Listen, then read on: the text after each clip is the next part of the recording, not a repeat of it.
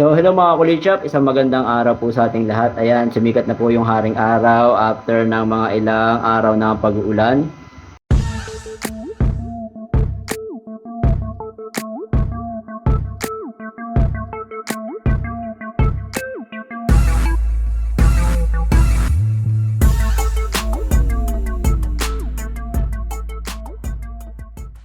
So, ngayon wala tayong pasok kaya mag-DIY tayo.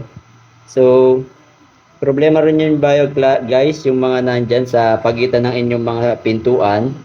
So, problema ko kasi dyan guys is pag nakasarado yung pinto, kahit nakasarado na ganyan, may siwang siya. Tapos, itong bandang to, yan, mula dito sa taas na yan, pababa, yan, nababasa yan pag umuulan. Although, hindi naman pumapasok yung tubig dito sa loob kasi meron naman tayong rubber dito. At meron din tayong rubber dyan sa gilid ng ating pintuan. The problem is, eto nababasa yung part na to. Nababasa, tapos pag naalikabukan siya at basa, nagpuputik din, no? Yan. So, lalagyan natin siya ng solusyon para dyan. So, para masolusyonan nga yung ating concern dun sa ating B-pillar. B-pillar yung tawag kasi dun sa ating sa gitna na hati ng ating sasakyan. Na pumapasok yung tubig, alikabok, ayan, dumi-dumi pag umuulan, lalo na pag umuulan. So, bumili tayo nitong ating galing sa C-Metal worth 132 pesos. Ayan, C-Metal worth 132 pesos. Okay. So, check natin.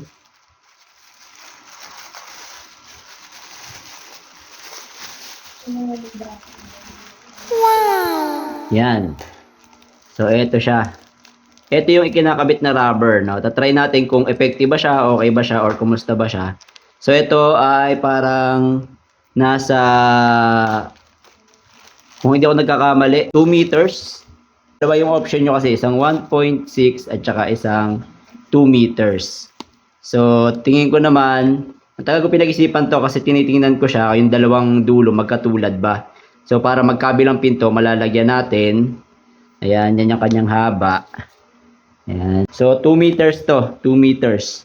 So, enough na naman yung 2 meters para ma-cover natin yung ating sasakyan, yung sa B-pillar natin. So, tara. Samahan nyo ako guys, kabit natin.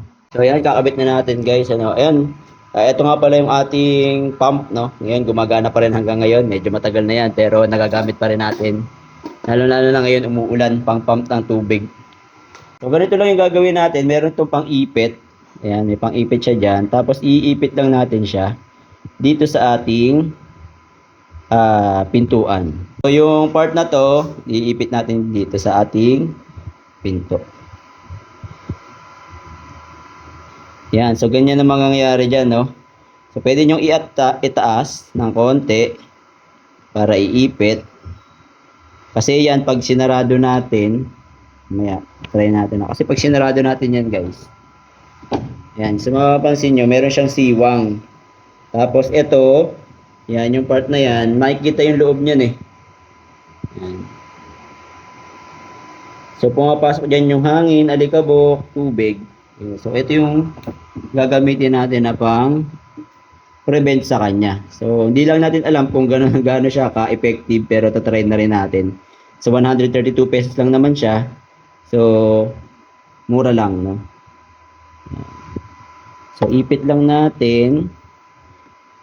Yan, ganyan. Hanggang sa dulo.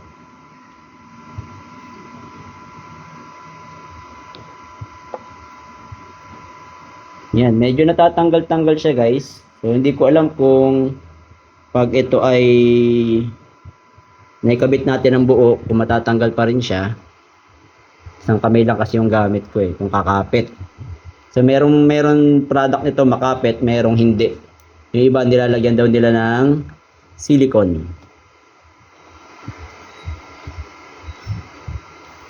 So, try ko muna ikabit guys. Medyo nahirapan ako pagka isang kamay lang. Yan, so ganyan yung mangyayari sa kanya guys, no? Kayo na lang bahala mag-adjust kung gaano kahaba yung inyong pagsisimulan. Yan. So, enough naman siya para sa dalawang pinto. Ayan pa yung kalahati, oh. Tapos, ito pa yung labis sa kanya. Oh, sobra pa yan. So, ayan. So, once na na-determine natin yung haba, pwede na natin siyang putulan. So, ito. So, pwede lang kayo gumamit ng normal na gunting pang putol sa kanya. Ayan.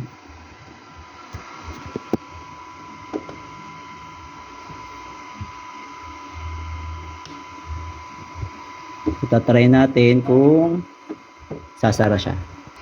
So, ayan, haba. Kunyari, ayan, oh, naputol nyo na siya ng katanyang haba. Wow! Yun. O, diba? Ganun na magiging itsura niya. Meron siyang, napasin nyo, ayan, oh. O, ayan. Meron siyang pang-prevent sa noise, pasa ng ulan. Okay. So, ang problema lang dyan, guys, etong part na to, ayan, makikita nyo, hindi kasi umabot dyan yung ating B-pillar. Okay? Hindi siya umabot dyan sa taas. So, nasa sa inyo na kung tataas nyo pa siya hanggang dito para mas protected yung loob ng ating kotse. Pero ito, sa part na yan, hanggang dito sa baba, protected na yan. Yan, kasi meron na siya talaga nitong protection. Okay? So, ang sa atin lang, pwede pa natin siyang itaas. And then, ang isa pang magiging problema natin, yung dito sa gitna. Ayan. Kasi kahit na lagyan natin siya ng protection dito. Ayan, may protection sa dito. Ito yung gap. Okay? Pwede pang pumasok yung ulan dyan. Pababa. Okay? Then, ito dito. Hindi ko lang kung makikita sa camera.